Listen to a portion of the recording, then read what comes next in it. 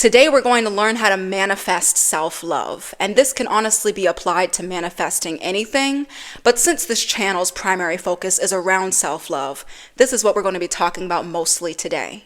Hey guys, I'm Laura and welcome back to Learn to Love You, a show all about self-love and personal wellness and learning how to heal the most important relationship that you have in your life, which is the one between you and yourself. Together we'll unlearn all the conditioning that has kept us down over the years as we learn how to have happier, healthier, more secure, and loving relationships with ourselves. And I'm going to be using a whiteboard for the first time today in my video, so please bear with me if there are any kinks. Forgive my handwriting and forgive my drawings. I'm in teacher mode today, not fine artist mode, so if there are any kinks, this is my first time doing this. Well, first let's talk about what manifestation is. So manifestation is just another fancy word for creation. If you don't like the word manifestation because you think it's too complex or too woo-woo, then that's perfectly fine. You could just say creation and it would mean the same thing. But since this video is titled How to Manifest Self-Love, I will be using the term manifestation in this video. Contrary to popular belief, manifestation is not this instant popping up of an item or a thing, but it's rather a gradual formation of something that comes into reality over time. Many of us have this idea that manifestation is simply this quick drive that we take down the street.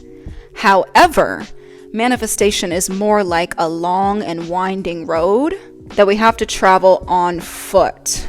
This means that whatever you're manifesting most likely won't just pop up into your reality overnight, but will gradually grow into your reality over time.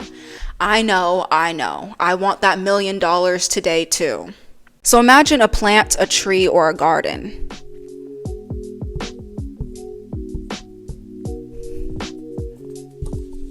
These things don't just pop up onto the earth. I mean, unless you're in Vegas, but they grow and manifest into reality and onto the earth over time. So manifestation isn't simply just the end result of something.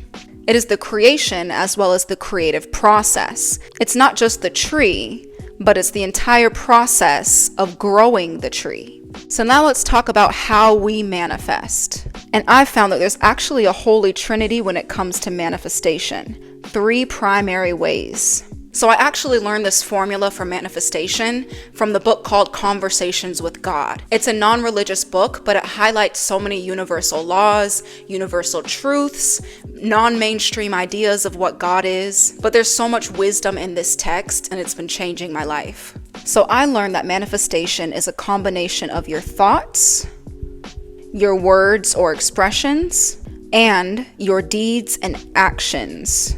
This is the exact order in which anything comes into reality. This mug was once a thought in someone's mind. Then it was maybe expressed through a drawing or a picture of it, and then was manufactured and handmade into the mug that we have today. So the manifestation is the process that made this mug, but the manifested is the mug itself. But since we live on Earth, there is one more factor to this equation of manifestation. And the 4th factor is, that's right, time. All manifestation cultivates over time. I know that we want our manifestations instantly, but just like a garden, everything that we manifest grows into reality over time. It doesn't just pop up. So our final equation for manifestation are our thoughts, our words and expressions, our actions, and, since we're on Earth, time. This is the key to creating anything. So now let's talk about how self-love and self-hate are manifestations. I want you to take a moment to assess your current relationship with yourself. And if you don't feel very good about yourself or you don't love yourself very much, you are in the right place today because this channel is literally here to help you with that. But whether we like it or not, the relationship that we have with ourselves today is something that we've manifested into reality over time. So the relationship that you have with yourself is a direct result and reflection of your thoughts about yourself, the words you say to yourself, and the way that you treat yourself. And so whatever you've manifested or created the relationship with yourself into is no accident, but it might not have been a conscious creation. For the majority of us, we've been unknowingly creating a negative relationship with ourselves for as long as we could remember. And we are always being creative whether we notice it or not. And so when we think negative thoughts about ourselves constantly, and we speak to ourselves in ways that we never speak to somebody else, and we don't treat ourselves with kindness and respect, what do you imagine happens to the relationship with ourselves? And before I became aware of this, I was unknowingly and unconsciously creating a negative relationship with myself too. And there's no need to feel ashamed or wrong about this, because no one would willingly select to have a negative relationship with themselves. We only have a negative relationship with ourselves because we're not aware that we're actually actively creating it. And only recently in my life did I realize that this is what I've been doing the entire time through my thoughts and my words and my actions towards myself. And that's when I decided to change it. And when we don't recognize the creative power that we have, we don't use that creative power consciously. We don't always harness it in the best and most constructive way because we don't know how to use what we don't know that we have. But the negative thoughts that we have about ourselves are rarely our original thoughts, but rather they're usually a collection of judgments and projections that other people have placed onto us. Maybe these thoughts about who you are came from your parents or school bullies or from social media. And when we hear these things enough from other people, we start to adopt these things and we start to believe that these things are true about us. And when we start believing that these things are true about ourselves, we start saying these things to ourselves. We start treating ourselves in this way. Someone might have said that you're not good enough, that you're stupid, and that you're not pretty. But a lot of us end up adopting these things and believing that these things are true about who we are. But the silver lining is, if we were to flip all of these negative thoughts into positive ones,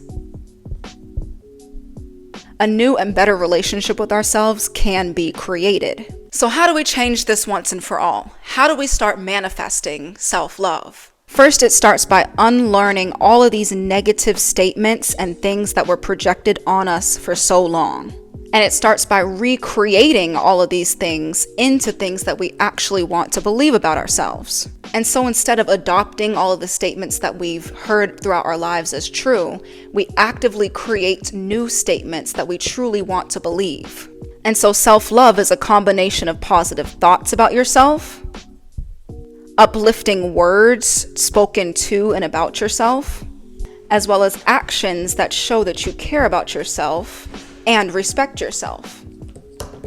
And so this is how you manifest and create self-love or anything into your life. This is the golden formula. But first you have to start at the level of your thoughts. You have to change your thoughts first, because this is where all words and actions follow from. Well, that sounds great and all, Laura, but what if I still have negative thoughts about myself on a daily basis and I don't know how to stop thinking negatively about myself? Well, that is a great question. I want you to know that it's okay to have negative thoughts about yourself. In fact, I still have negative thoughts about myself too. You can't really control every single thought that your mind thinks. But every single time I have a negative thought about myself, I catch that thought. I observe that thought. I realize that I'm having that thought. Instead, I challenge it. I question it. And I ask myself, do I actually want to think this thing about myself or not? And if I decide that this is not a thought that I actually want to think about myself, this is what I choose to do. Call in a new thought. The problem is we don't actually examine the thoughts that we have. We kind of just simply roll with them, take them in as all true, and believe into all of them. But you can actually ask yourself, is this a thought that I actually want to think about myself? Is this a thought that actually makes me feel good about myself? Is this something that I actually want to believe in? Or do I actually want to think differently in a way that actually makes me feel good? And if you have a negative thought about yourself, you also have the power to call in a new thought. You can call in a better thought that actually makes you feel better about yourself and pushes you in the direction that you actually want to go in. And from there, we have to look at how we speak to ourselves and how we speak about ourselves to other people. If you're constantly calling yourself ugly or stupid or making yourself the butt of the joke, you can also change this. You don't have to stick with saying these statements about yourself. You have the power to speak a new word. And finally, change your actions. So it's important to ask yourself, is there anything in your life that you're currently doing that doesn't make you feel very good or at peace or healthy?